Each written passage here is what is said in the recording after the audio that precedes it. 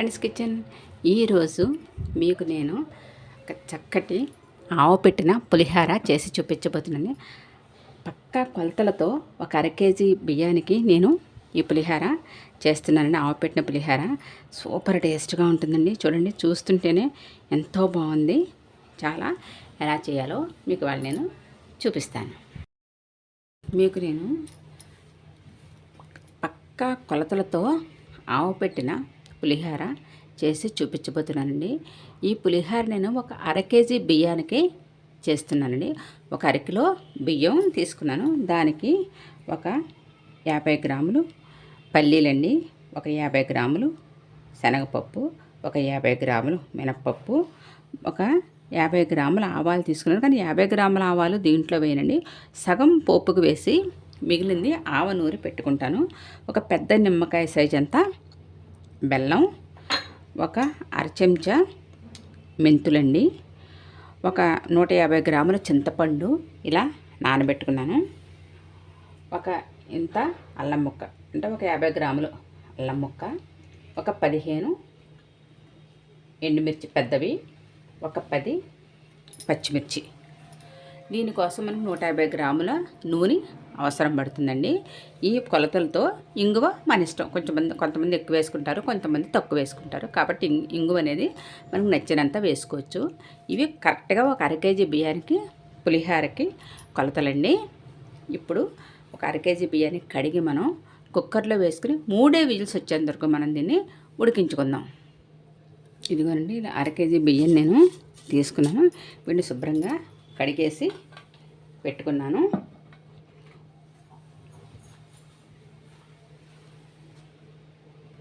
అర కేజీ అంటే ఇది అరసోల గ్లాస్ అండి. దీంతో 4 గ్లాసులు బియ్యం పోసుకున్నాను. ఇప్పుడు 8 గ్లాసులు వాటర్ పోసుకోవాలండి దీనికి.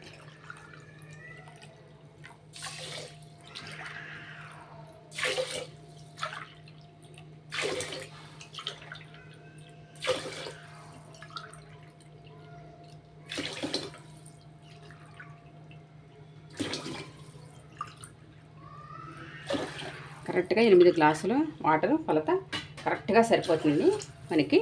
ఇప్పుడు దీంట్లో 1 స్పూను ఆయిల్ వేసుకుని 3 విజిల్స్ వచ్చేంత వరకు దీన్ని మనం ఇలా 1 స్పూను ఆయిల్ వేయటం వల్ల అన్నం పొడి పొడిగా వస్తుందండి, ముద్ద అవ్వదనమాట. అది చిన్న టెక్నిక్. పులిహారకి ఎప్పుడైనా సరే రైస్ మనం ఉడికించినప్పుడు 1 స్పూన్ కనుక మనం ఆయిల్ వేసినట్టయితే చక్కగా పొడి పొడిలాడుతూ బాగా వస్తుందన్నమాట. ఇప్పుడు మనం ఈ పచ్చిమిర్చిని సన్నగా పొడుగ్గా తరుక్కుని అల్లం చిన్న చిన్న ముక్కలు కట్ చేసి పెట్టుకుందామండి. అలాగే ఎండుమిర్చిని కూడా తుంపి పెట్టుకుందాం. ఇందులోనండి చింతపండు ఇలా గుజ్జు తీసి పెట్టేసుకున్నాను. పులుసు పిండి వేసుకుని పచ్చిమిర్చి అల్లము తరిగి పెట్టుకున్నాను. ఈ అన్నం మనకు ఉడికేలోపుగా మనం పోపు వేయించేసుకుందాం. అప్పుడు పులిహార చేసుకోవడం సులభంగా ఉంటుంది. ఇప్పుడు మనం కుక్కర్ పక్కదాని మీద షిఫ్ట్ చేసుకునండి. మనం పోపు వేయించేసుకుంటే మనకి ఈజీగా ఉంటుందన్నమాట. ఇప్పుడు స్టవ్ వెలిగించి 3 బాండీ పెట్టుకుని ఈ గరిటతో ఒక 4 స్పూన్లండి ఆయిల్ పడుతుంది. పులిహారకి నూనె బాగా లేకపోతే బాగుండదండి. కొంచెం నూనె వేసామంటే కనుక పులిహార రుచి ఉండదు. కొంచెం తగు మాత్రం నూనె వేసుకోవాలి మనం.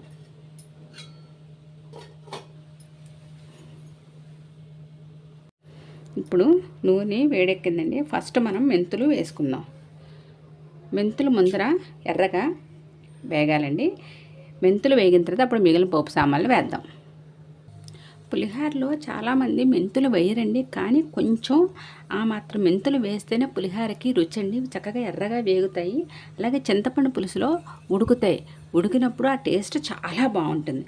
ఇప్పుడు పల్లీలు వేసుకుందామండి. పల్లీలు వేగటానికి కొంచెం టైం పడుతుంది కాబట్టి పల్లీలు వేసుకుందాము. ఒకసారి కలుపుకుందాం. ఇప్పుడు దీంట్లో శనగపప్పు వేసుకుందామండి. పోపులు చక్కగా ఎర్రగా వేగాలండి. అప్పుడే మనం కూరల్లో అయినా సరే, పులిహార అయినా సరే, దేంట్లోకైనా సరే పోపులు చక్కగా దోరగా వేగితే ఆ రుచే వేరు. ఇప్పుడు మినప్పప్పు వేసుకుందాం.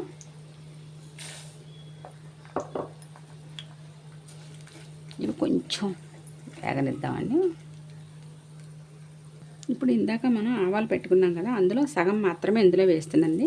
మిగిలిన సగం నేను ఆవ నూరుతాను. అందుకని మొత్తం దీని అంతటే కలిపి ఎన్ని ఆవాలు కావాలో నేను చెప్పానన్నమాట.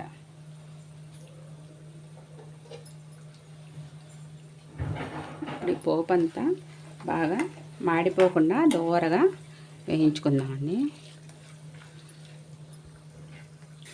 మనకి ఇప్పుడు సగం పోపు వేగిందండి. ఇప్పుడు పచ్చిమిర్చి అల్లం ముక్కలు వేసేద్దాము. అలాగే ఎండుమిర్చి కూడా, ఇప్పుడు ఎండుమిర్చి కూడా వేసేస్తున్నాను. వేసేసి అన్నీ కూడా మొత్తం బాగా వేగనిద్దాం. నేను దీంట్లోకి ఈ మాత్రం ఇంగువ వేస్తున్నానండి. ముద్దింగువ అయితే ముందరే వేసి మనం దాన్ని పొడుగు కొట్టుకోవాలి. ఈ పౌడర్ ఇంగువే కాబట్టి కొంచెం పోపు వేగిన తర్వాత వేస్తున్నాను, లేకపోతే ఇంగువ మరీ మాడిపోయినట్టు అవుతుందన్నమాట. ఇప్పుడు దీంట్లో 2 రెమ్మలు కరివేపాకు వేస్తాను.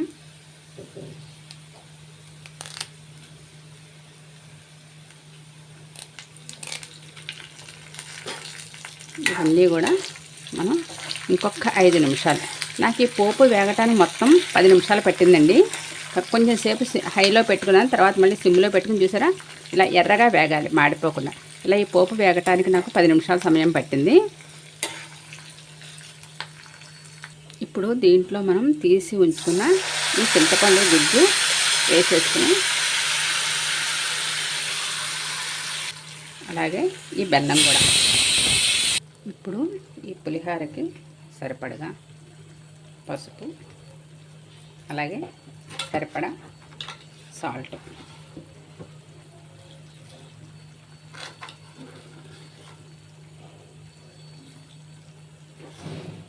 వేసేసి దీన్ని ఒక 15 నిమిషాల సేపు ఉడికించాలండి.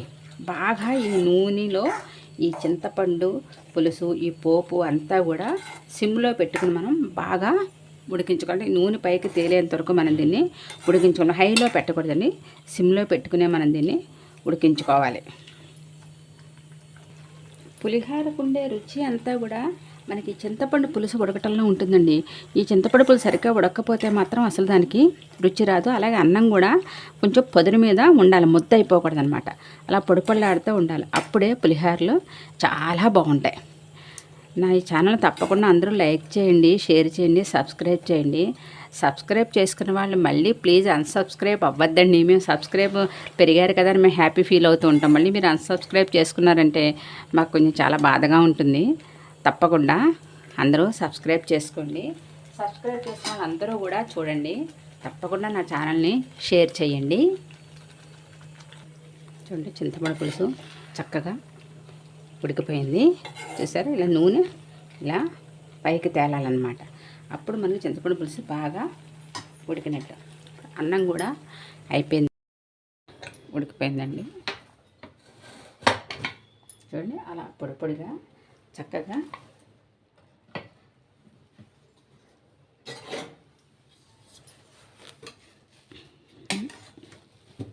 మనం వేడి మీద తీసేస్తే ముద్ద అయిపోతుంది. కొంచెం మనం ఆవిరిపోయిన తర్వాత మనం కనుక ఇలా పొడి పొడిగా ఉంటే పులిహోర చక్కగా వస్తుంది. ఇప్పుడు దీన్నంతా మనం ఒక బేసిన్లోకి తీసేసుకుందాము. అన్నం అలా మనం విశాలంగా ఒక పళ్ళెంలోకి తీసుకురండి. పైనుంచి కొద్దిగా ఆయిల్ వేసుకోవాలి. ఇలా వేసుకుంటే అన్నం ముద్ద అవ్వకుండా ఉంటుందన్నమాట. ఇప్పుడు దీని మీద పచ్చి కరివేపాకు వేయాలండి. ఆల్రెడీ మనం పోపులో కొంచెం వేసాము, కానీ పచ్చి కరివేపాకు వేసినట్టయితే ఆ గుమగుమలో వేరండి.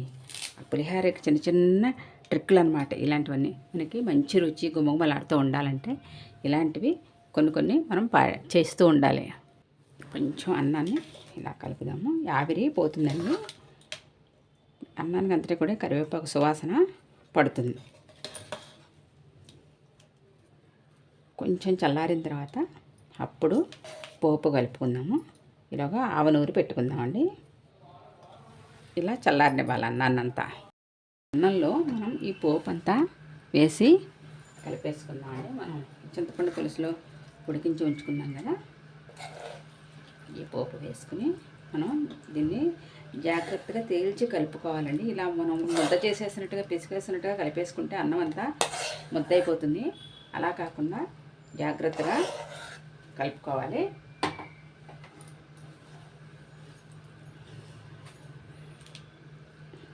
ఇలా ఈ విధంగా మనం నెమ్మదిగా ఈ పులుసు అంతా ఈ అన్నానికి పట్టేట్లాగా మనం కలుపుకోవాలి.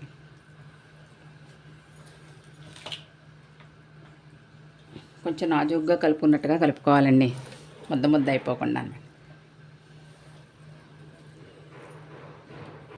చూసారు కదా, ఇలా మనం జాగ్రత్తగా కలిపేసుకుని మనం వేడి మీద కలిపేసాం అనుకోండి ముద్ద అయిపోతుంది అనమాట. ఇలా పొడి పొడిగా చక్కగా ఇలా రావాలంటే మనం పోపు అన్నం రెండూ చల్లారిన తర్వాత మాత్రమే మనం కలుపుకోవాలి. ఇప్పుడు ఆవ నూరి పెట్టేసుకుందామండి. మనం వేడి మీద ఎప్పుడు ఆవ పెట్టుకోకూడదండి, చల్లారాలి, లేకపోతే చేదు వచ్చేస్తుంది పులిహోర. ఇప్పుడు ఆవ నూరు కూడా దీంట్లో కలిపేసుకుందాం. ఆవాలు ఇలా వాటర్ వేసి నూరుకోవాలండి. ఇప్పుడు ఈ ఆవ దీంట్లో వేసి కలిపేసుకుందాము. ఈ ఆవ వేసినప్పుడు కొంచెం ఒక స్పూను ఆయిల్ వేయాలండి దీని మీద. ఇప్పుడు ఈ ఆవ అంతా ఈ పులిహోరకి పట్టేట్లాగా చేత్తో చక్కగా జాగ్రత్తగా కలుపుకోవాలి. మనము ఎంత గరిటెతో కలిపినా ఇది చేత్తో కలిపిన రుచి రాదండి. ఒక్కసారి అన్నీ మనం కలిపేసిన తర్వాత ఒక్కసారి చేత్తో పులిహోర అంతా అడుక్కి పైకి కలుపుకుని చక్కగా మూత పెట్టేసుకుని ఒక గంటన్నర ఊరనిస్తే అప్పుడు పులిహోర అసలు రుచి తెలుస్తుందండి. పులిహోర ఎప్పటికి మరనాటికి అని అంటారు కదా, అలాగా ఊరే కొద్దీ పులిహోర రుచి ఎక్కువ అవుతుంది. ఇప్పుడు మనం దీన్ని ఇలా మూత పెట్టేద్దాము. ఒక గంట సేపు మూత పెట్టేస్తే చక్కగా ఊరుతుందండి. చూసారా, చక్కటి ఆవు పులిహోర రెడీ అయిపోయిందండి. మీరందరూ కూడా తప్పకుండా ట్రై చేయండి. మీరందరూ ట్రై చేసి ఎలా ఉందో కూడా కామెంట్ రూపంలో నాకు తప్పకుండా తెలియచేయండి.